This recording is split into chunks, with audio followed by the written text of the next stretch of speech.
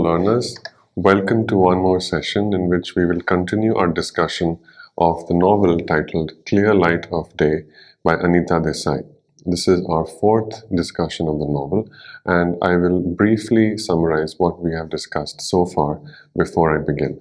We have been discussing the theoretical and historical contexts in which to examine the representation of custodianship in this novel by an Indian American female novelist who resides in the US but writes about India in the English language. We have discussed some court cases, and we have also discussed theoretical scholarship on the idea of care, custodianship, and how these things matter to the understanding of women in contemporary post-colonial India.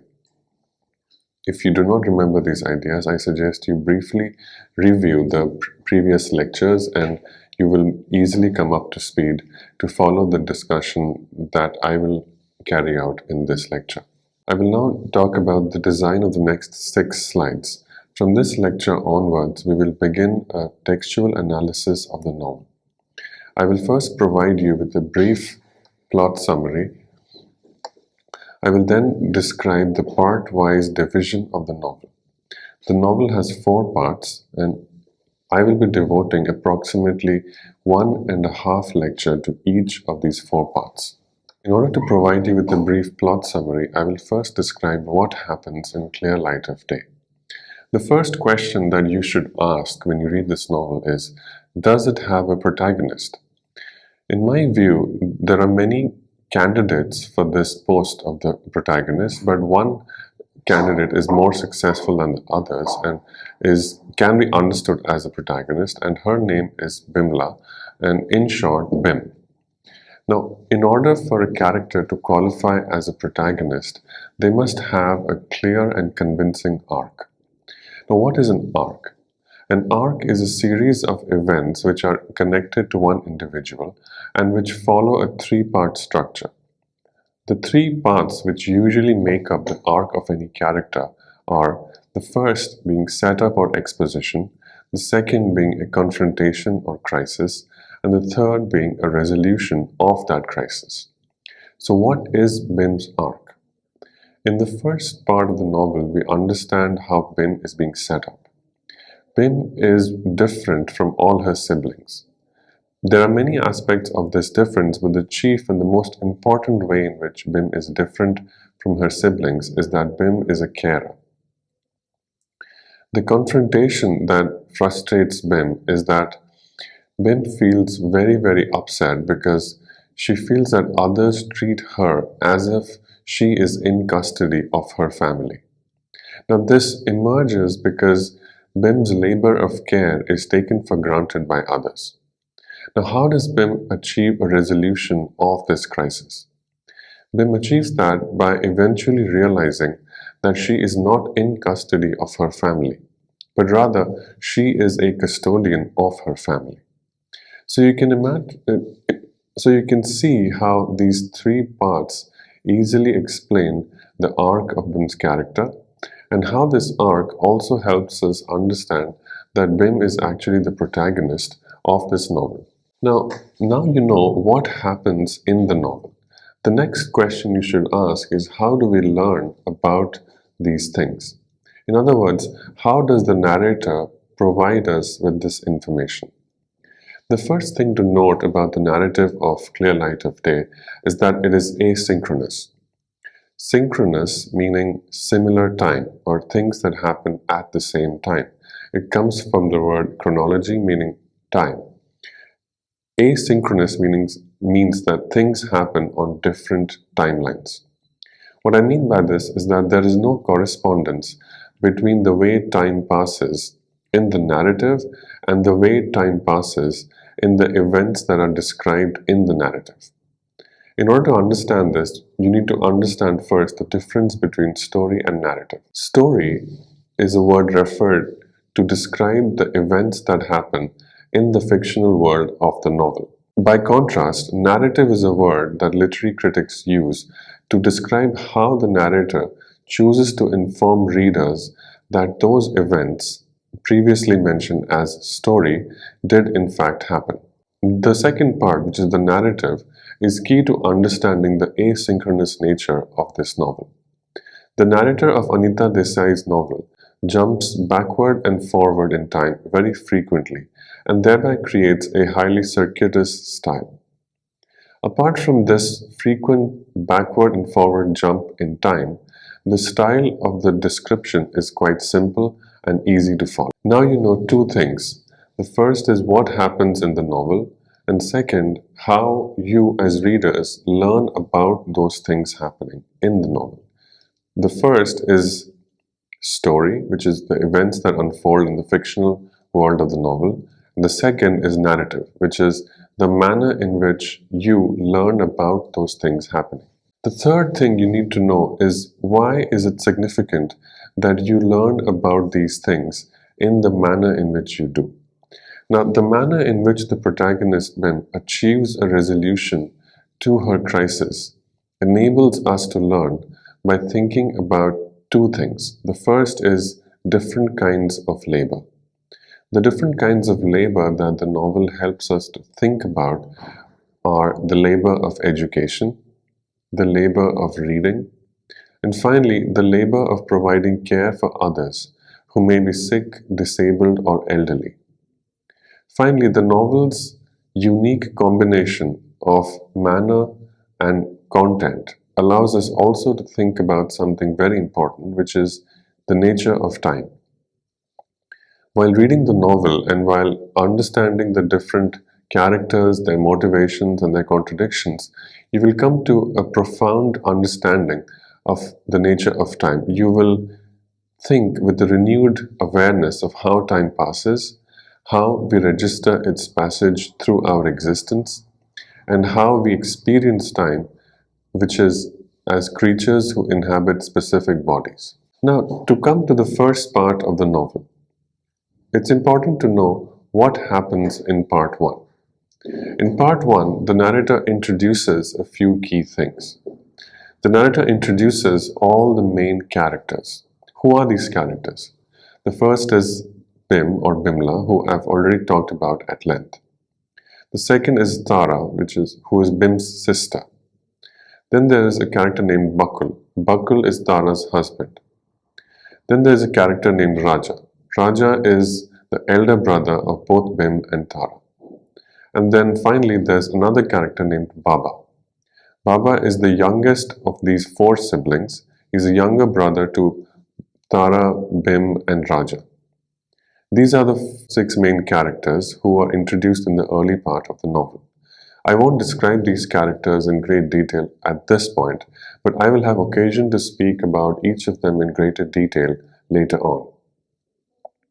Part 1 also introduces the key themes of the novel. What are these themes?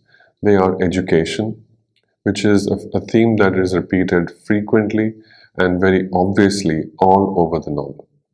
Then there is another important theme which has to do with the nature of property. What about property is important? The manner in which property is owned, as well as the manner in which property is inherited. These are the key ideas about property that the novel treats very thematically and very perceptively in its pages. Then the theme of identity is important. Who we are born as, who we become through the experience of growing old. That is a key theme that the novel describes. Finally, I've mentioned this before, but I'll mention it in some more detail again, which is the nature of time.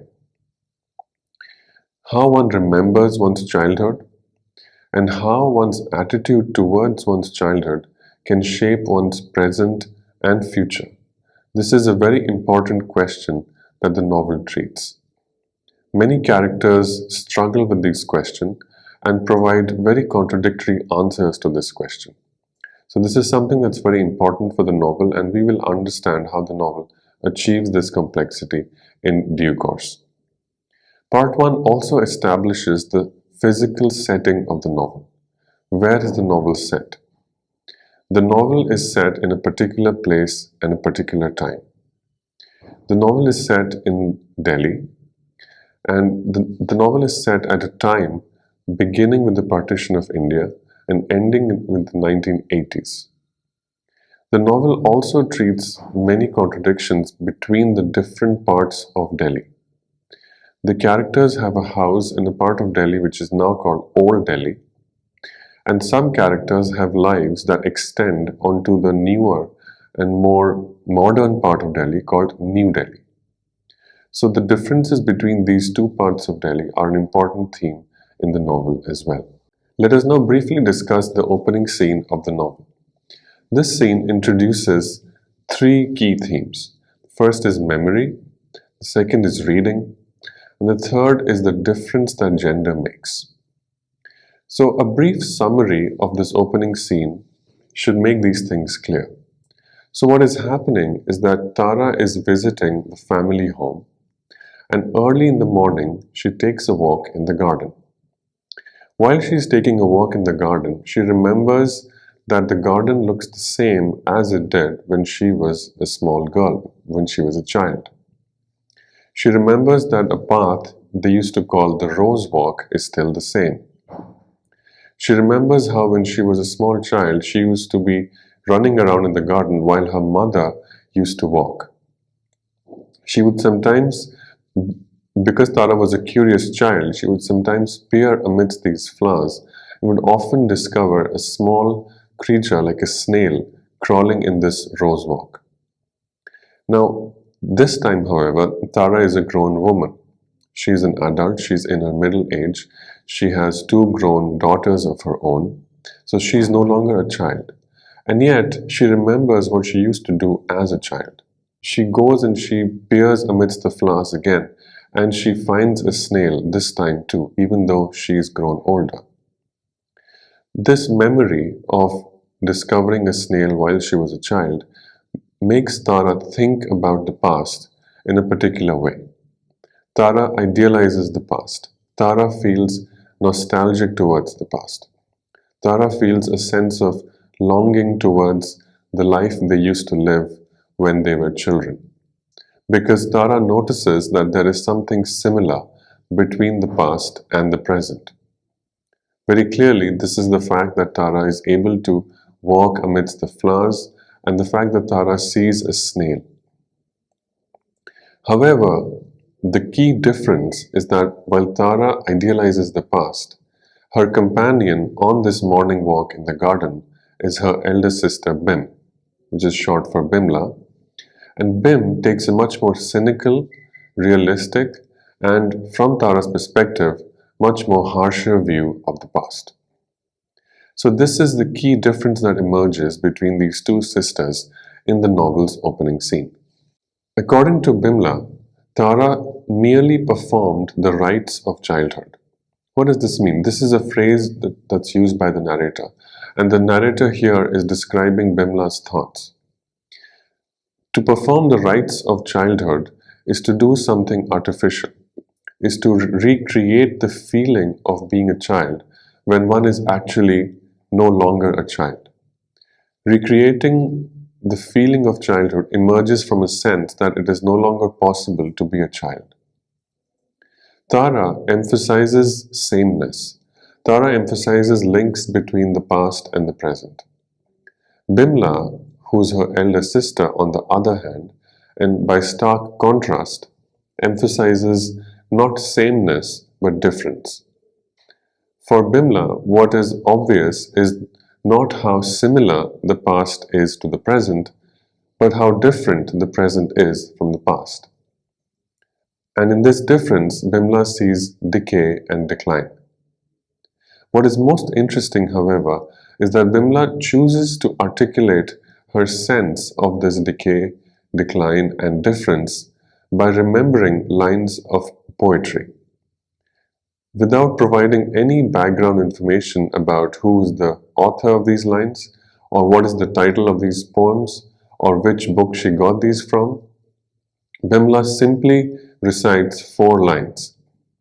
Bimla recites, "Now sleeps the crimson petal, now the white, nor waves the cypress in the palace walk, nor winks the gold fin in the porphyry font, the firefly wakens." And then Bim trails off. Educated readers will recognize that these lines create a very melancholic mood and a very nostalgic mood, and they are taken from the work of the English language poet Lord Alfred Tennyson. After this, the narrator describes how Bimla felt about these words.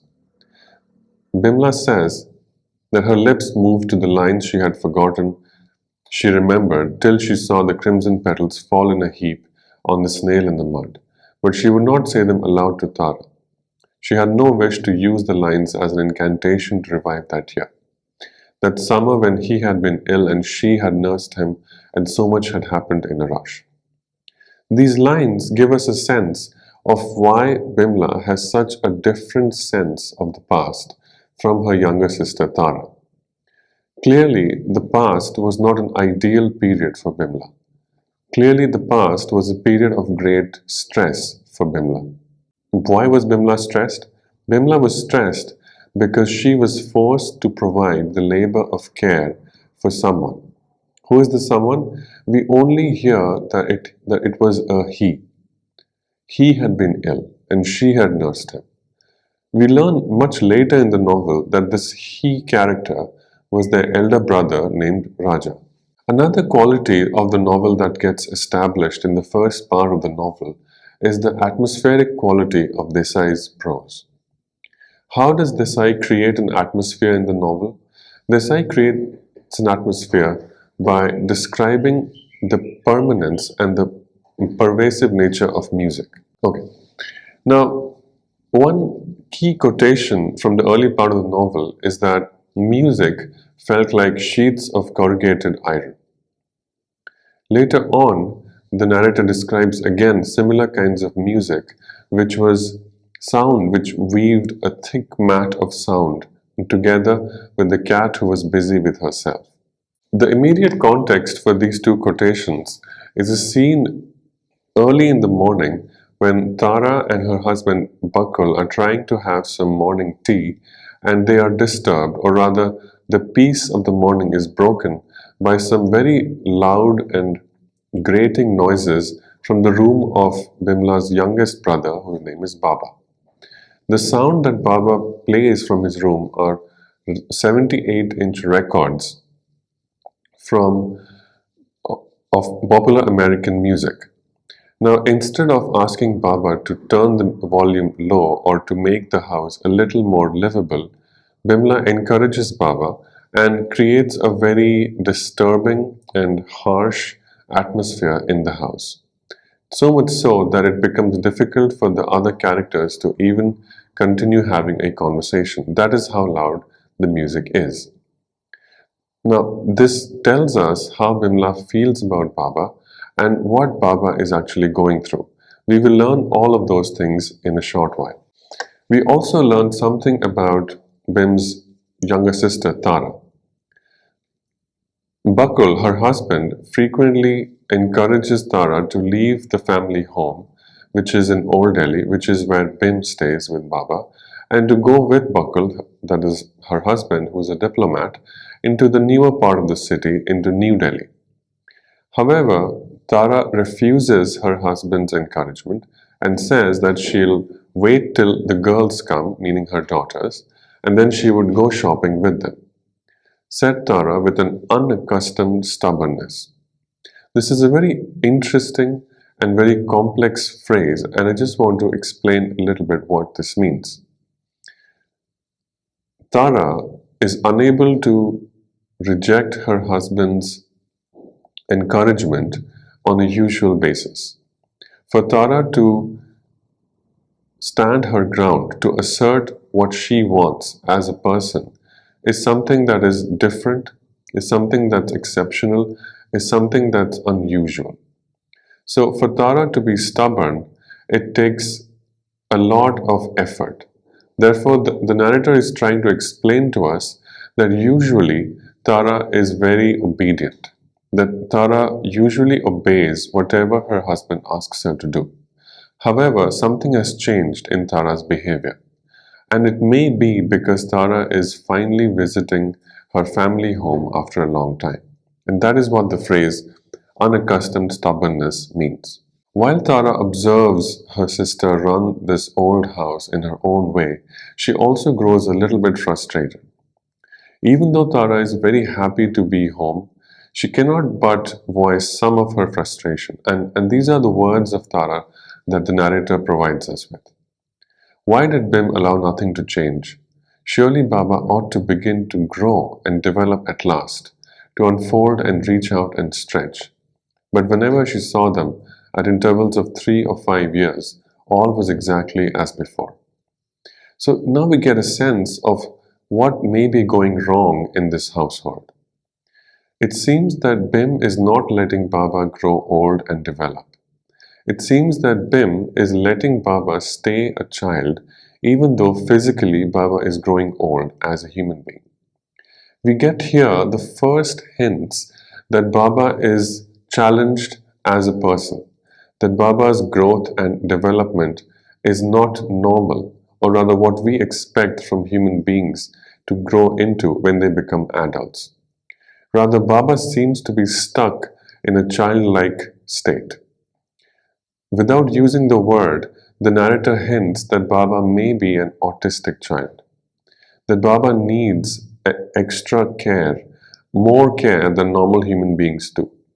And it is this kind of extra care that Bim provides, despite having a lot of other responsibilities. But I'm getting ahead of myself, and let me provide these details to you in due course as we learn from the narrator. What is wrong with Baba is something that the narrator lets us learn in a recollection of what happened one time when Baba was trying to go out of the house and go to their father's office. And I'm going to read now this long quotation. Another time he had walked as far as the bus stop, but when the bus had arrived, there was such a scuffle between those trying to get off and those trying to get on that people were pushed and bumped, and one man was somehow expelled from the knotted mob. Baba saw his sleeve torn off his shirt, hanging limply as if he had no arm or an amputee. Baba thought of the man's face, of the ruined shirt. He heard all those shouts again, the shouts that had been flung at his head, knocking into him until he was giddy with blows. So in this scene, what we learn is that for this person named Baba, someone's voice, the shouts of other people, these are sounds. These sounds feel to Baba as if they are physical blows on his body. And this becomes such a stressful situation for him that he almost collapses and faints. So this is the indication that Baba has some problems, that he is not able to suffer the normal assaults and insults of daily life that normal human beings take for granted, that normal human beings are able to function even while suffering these assaults. So Baba clearly is a child who has not grown, or rather, Baba is an adult who is still a child at heart. Now, there are also frequent recollections in which Tara feels with great longing that she and her daughters have grown too far away from what they were. And this is a long quote again, which I will read. Tara could see some lying in the dust with chunks bitten out by the parrots. If she had been younger, she would have run down the veranda steps and searched for one that was whole. Her mouth tingled with longing to bite into that hard, astringent flesh under the green rind. She is observing guavas. She wondered if her girls would do it when they arrived to spend their holidays here. No, they would not. Much traveled, brought up in embassies, fluent in several languages, they were far too sophisticated for such rustic pleasures. So you see here how Tara feels a great suspicion towards the modernity, the education, the sophistication that she has gained from her marriage with Bakul, who is a diplomat and works in the foreign service, and which her daughters have now gained through her and her husband. When Tara is at home, she feels a longing for a different kind of development. She wishes that she were not so sophisticated, that she were able to bite into a guava that has fallen from the tree. But Tara sees all of this with great longing because she also knows that she cannot have it both ways. On one hand, she can either be modern and educated and go to the embassies and live the good life, or she can stay at home and be like Bim and bite into fresh guavas that have fallen from the tree. In this first part, we also get a sense of what Bim does for a living. Bim is a college teacher. She teaches history in a college at Delhi University. We get a sense of Bim's dedication as a teacher because even though it's the summer holidays, Bim has called some students to her house and they are having a lecture and a tutorial. And we get a sense of what kind of a person Bim is, not just in her professional identity as a teacher, but also as a woman from this scene. Bim nodded and laughed and wriggled her toes and waggled her pencil, completely at ease and without the least sense of guilt. She says, "No, no, you won't. You won't get me started on the Empress Razia, nor on the Empress Noor Jahan. I refuse. We must be serious. We are going to discuss the war between Shivaji and Aurangzeb. No empresses."